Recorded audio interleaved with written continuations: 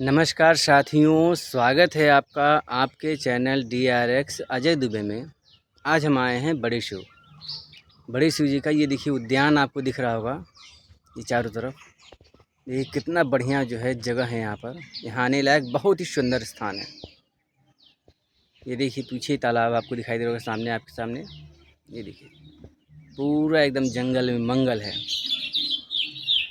आइए आज एक बार पुनः स्वागत करते हैं वैद्यराज डॉक्टर कुमदेश पाठक जी को और उनसे जानने का प्रयास करते हैं कि जो आपके किचन में अवेलेबल है अदरक, उसके बारे में थोड़ा सा औषधीय गुण ये देखने का प्रयास करें कि उसमें होता क्या क्या चीज़ें हैं। आइए उसको जानने के लिए स्वागत करते हैं वैद्यराज डॉक्टर कुमदेश पाठक जी का। आइए सर।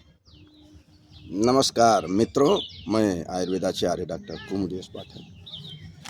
हाँ सर, अच्छा ये बताइए कि जो अदरक होता है जिसको हम लोग यहाँ पे अदरक जानते हैं, तो इसका कई और नाम भी होता है? जी, इसके कई नाम हैं, जैसे शिशु भैषज्या, बाल भैषज्या, नागर। शिशु का मतलब होता है छोटा बच्चा, तो छोटे बच्चों की भी अच्छी दवा है। इसी तरह से बाल का भी मतलब है कि शिशु, तो इसलिए शिशु भैषज्या, बाल भैषज्या तथा नागर। नागर इसलिए कहते हैं कि नगर में इसका अच्छा व्यापार होता है, इसलिए इसका नाम नागर है। अच्छा, इसका जो है वैज्ञानिक नाम और इसकी फैमिली जो है, इसके बारे में कुछ ज्ञान पर प्रकाश डालिए। जी, इसका बॉटेनिकल नाम है कि जिंजीबर ऑफिसिनेल तथा इसकी फैमिली है जिंजीबरेसी। जिंजीबेरेसी, जी इसका ये कुल है। जी, इसका कुल है, फैमिली है। अच्छा ये बताइए, अदरक जब गीला रहता है, मतलब जो उसमें पानी रहता है, तब उसका गुण क्या रहता है और सूखने के बाद उसका क्या गुण हो जाता है? जी, जब यह गीला है तब इसमें निस्सारक गुण है, इसमें आम पाचन का गुण है, सर्दी जुकाम खांसी को हरने का गुण है। और जब ये सूखा हो जाता है तो ये बाजीकारक हो जाता है, सूथहर हो जाता है, सूलहर माने दर्द को हरने वाला हो जाता है। तो इस तरह से इसके गुण परिवर्तित होते रहते हैं। अच्छा, गीले में इसका नाम अदरक है, तो सूखने में इसका नाम तो चेंज हो जाता है कि वही रहता है? जी, इसका सूखे में नाम सोंठ, शुंठी, इसलिए और शुंठी। हाँ, सोंठ कह लीजिए या शुंठी कह लीजिए, वो सूखे अदरक का नाम है। अच्छा। अच्छा, जो औरतें जो है सेठौरा में उसका उपयोग किया जाता है। जी जी जी।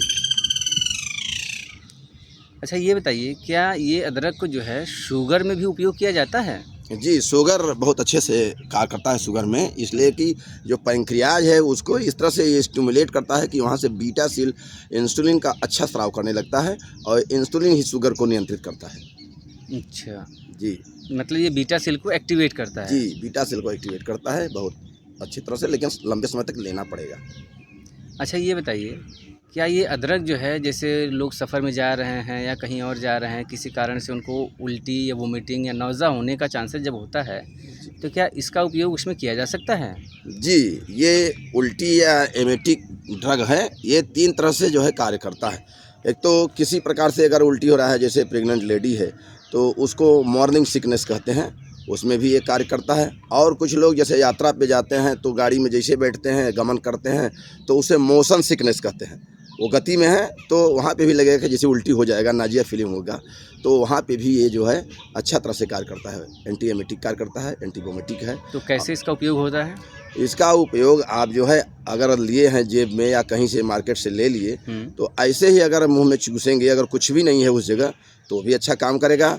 अगर कहीं से काला नमक के साथ आप इसको चूसते हैं तो और भी सोने में सुहागा हो जाएगा। अच्छा, इसमें एल्कलाइड पाया जाता है? जी, इसमें जो एल्कलाइड है वो जिंजीबेराल है। इसी एल्कलाइड के कारण इसमें कटुता है और इसका जो है स्वाद कटु है। अच्छा, आम जनमानस में लोग कहते हैं कि अदरक बहुत गर्म होता है, तो क्या यह गर्म का गुण प्रदर्शित करता है? जी, ये बिल्कुल गर्म गुण वाला है। आयुर्वेद की भाषा में उसे उष्णवीर्य वाला कहते हैं औषधि। तो ये जो है पित्त प्रकृति वाले व्यक्तियों को नहीं देना चाहिए। अगर दें तो बहुत कम मात्रा में दें। शरद और ग्रीष्म ऋतु में भी न दें, क्योंकि इस समय शरीर में संचय होता है पित्त का। तो पित्त ये भी है, पित्त वो है, इस तरह से ये गुण बढ़ जाएगा, तो वहाँ पे मना भी किया गया है। अच्छा, ये पित्त क्या होता है फिर? पित्त जिस तरह से जिस तरह से शरीर में 3 प्रकार के दोष हैं वात पित्त कफ, तो उसी में से एक दोष पित्त भी है। अब इस पित्त में आपके शरीर में ऐसे परिवर्तन आएंगे कि अगर वैद्य 2-4 प्रश्न आपसे करेगा तो वो आपकी डायग्नोसिस बना लेगा कि आप वातज प्रकृति के हैं, पित्तज प्रकृति के हैं, कफज प्रकृति हैं। पित्तज प्रकृति वाला जो श्लोक है वो इस तरह से है, अकाले पाली तैरि व्याप्तो धीमान स्वेदी चरोषण स्वप्ने ज्योतिषाम दृष्टा पित्त प्रकृति को नर। अर्थात असमय में उसका बाल पकेगा और बाल झड़ेगा भी, उसको क्रोध आएगा, स्वप्न में हमेशा हो अग्नि देखेगा, ऐसा मेरा आयुर्वेद कहता है। अच्छा ये बताइए, क्या जो हृदय रोग होता है जी उसमें क्या अदरक का उपयोग है कहीं पर? जी, ये ब्लड की सफाई बहुत अच्छी तरह से करता है। ये जो कोलेस्ट्रॉल या ट्राइग्लिसराइड्स होते हैं जिसके कारण ब्लड मोटा हो जाता है और हार्ट की समस्या पैदा करता है, तो उसमें ये उनको बिल्कुल अच्छे ढंग से काम करता है। एचडीएल को बढ़ाता है, माने अच्छे कोलेस्ट्रॉल को, अच्छे लिपिड को तो बढ़ाता है, लेकिन एलडीएल को और वेरी एलडीएल को घटा दिख करके ख़त्म करता है। तो ये हृदय के लिए बहुत अच्छा है, हृदय है। तो इसका उपयोग हृदय में कैसे किया जाए? वही इसके रस को निकाल कर गीले अदरक को निकाल करके इसको जो है आप थोड़ा सा पानी में गरमाइए, गरमाने के बाद चाय की तरह सिप सिप करके पीजिए, खाना के बाद पीजिए। अच्छा, ये जो सर्दी जुकाम इस समय चल रहा है, जी सर्दी जुकाम खांसी नज़ला, जी ये सारी चीज़ें बच्चों में भी है, बूढ़ों में भी है, जवानों में भी है, तो क्या इसका उपयोग भी इसमें किया जा सकता है? बिल्कुल, इसको आप करेंगे, ये बहुत अच्छा कार्य करता है और तत्कालिक प्रभाव भी दिखाता है। जैसे अगर बच्चा कोई बहुत ज़्यादा परेशान हो, आप नाना प्रकार के कफ सिरप देकर थक गए हों, तो अदरक के स्वरस को निकाल करके उसमें शुद्ध मधु मिला करके उसको चटा देंगे, 2-3 राउंड करेंगे, दिन भर में समाप्त हो जाएगा। इसी तरह से वयस्कों में और बुजुर्गों में भी कार्य करता है।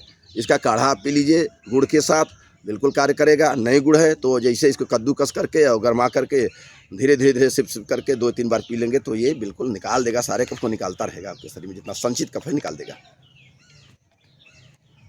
अच्छा ये बताइए, वयस्कों में जो है जो वायरल फीवर है, इसमें ये कैसे काम करता है? वयस्कों में ये इस तरह से कार्य कर देता है कि उस समय उनका जो है बल मध्यम होता है और ये अपने इस मध्यम गुण के कारण जो है, इसका गुण कफ और वात हर होता ही है, कफ और वात हरने के कारण उनके जो है उस स्थिति को सही कर देता है। अच्छा, अदरक को जो है किन किन रोगों में नहीं दिया जाना चाहिए? जी, अदरक कफ और वात की जो है मुख्य रूप से दवा है, तो पित्त व्याधियों में इसको न दें या पित्त प्रकृति के व्यक्तियों को न दें। ग्रीष्म ऋतु या शरद में संचय होता है तो वहाँ न दें, लेकिन आवश्यक हो तो हल्का फुल्का दे सकते हैं, ज़्यादा नहीं देना चाहिए, ये हमारा आयुर्वेद कहता है। मतलब जिनमें पित्त प्रकृति पाई जाए उनको जो है थोड़ा कम देना प्रयास किया जाए। कम दें, ज़्यादा न दें। और लोग सर्वदा ले सकते हैं, सर्वदा लिया जा सकता है। बिल्कुल, और लोगों के लिए सर्वदा कहा है, हमेशा लेते रहेंगे, शुगर खत्म करेगा और कई व्याधियों को दूर करता है। ये महाऔषध इसका दूसरा नाम है, ये महाऔषधि है। अच्छा, रक्त पित्त व्याधि क्या होती है? रक्त पित्त व्याधि एक ऐसी व्याधि है जिसकी डायग्नोसिस किसी पैथी वाले नहीं कर पाते हैं, और सच बात है कि आयुर्वेद में इसकी को जो बहुत पहुँचे लोग हैं वही इसका डायग्नोसिस कर पाते हैं। उसके लिए एक सूत्र लिखा कि हारिद्रवर्णम रुधिरम च मूत्रम बिना प्रमेहस्य ही पूर्वरूपै यो मूत्रयेत्तम न बदेत प्रमेहम रक्तस्य पित्तस्य ही स प्रकोप। अर्थात कहता है कि अगर हारिद्र वर्ण का रक्त मिश्रित जो है पेशाब आ रहा है और प्रमेह का उसमें यानी डायबिटीज का, शुगर का कोई लक्षण नहीं है, बिना प्रमेह से ही पूर्व रूप है, न तो ज़्यादा भूख लग रहा है, न ज़्यादा प्यास लग रहा है, न तो बार बार जो है पेशाब ही कर रहा है, तो ये भी गुण नहीं है, तो ऐसे समय में उसको रक्त पित्त की व्याधि मान लेना चाहिए। ये मेरा आयुर्वेद कहता है, बड़ा सूक्ष्म डायग्नोसिस है। ये हरिद्र वर्णम क्या है? हारिद्र का मतलब कि हल्दी के समान, हल्दी का वर्ण पीला होता है, तो अगर आपका मूत्र हल्का पीला हो और साथ साथ रक्त मिला हो तो वही है हारिद्र वर्णम रुधिरम च मूत्रम। हल्दी से तुलना किया गया, इसलिए हारिद्र वर्णम। अच्छा, जो जैसे पीलिया हो जाता है तो लोग कहते हैं कि सरसों के तेल की तरह जो पीला आपका पेशाब हो रहा है उसको हरिद्र वर्णम कहा जाएगा। जी, पेशाब को ले करके लोग डायग्नोसिस करते हैं पीलिया में, लेकिन मेरा आयुर्वेद पेशाब से नहीं करता, वो कहता है भेक वर्णो पुरीशः, माने मिट्टी की तरह या मेढक की तरह जो है, मेढक की तरह तो शरीर हो जाता है और उसका पुरीश यानी टट्टी बिल्कुल मिट्टी की तरह हो जाता है। अच्छा, मल उसका जो है। हाँ, तो ऐसे डायग्नोसिस करते हैं, पेशाब से कन्फ्यूज नहीं होते आयुर्वेद वाले। अच्छा, नहीं, फिर जांच करा लीजिए बाइलिरुबिन तो आपका आ ही जाएगा। जी, तो धन्यवाद मित्रों, मैं आयुर्वेदाचार्य डॉक्टर कुमुदेश पाठक। अगर किसी प्रकार का प्रश्न पूछना हो तो हमारे कमेंट बॉक्स में आप प्रश्न पूछ सकते हैं। धन्यवाद। साथियों, आपका चैनल है DRX अजय दुबे, इसे ज़्यादा से ज़्यादा शेयर करें, सब्सक्राइब करें और फॉलो करें, ताकि आपको अच्छा से अच्छा ज्ञान आपको डॉक्टर साहब के द्वारा जो है प्राप्त होता रहे। आपका चैनल यूट्यूब पर भी है, फेसबुक पर भी है और इंस्टा पर भी है। आज के लिए सिर्फ इतना ही। धन्यवाद।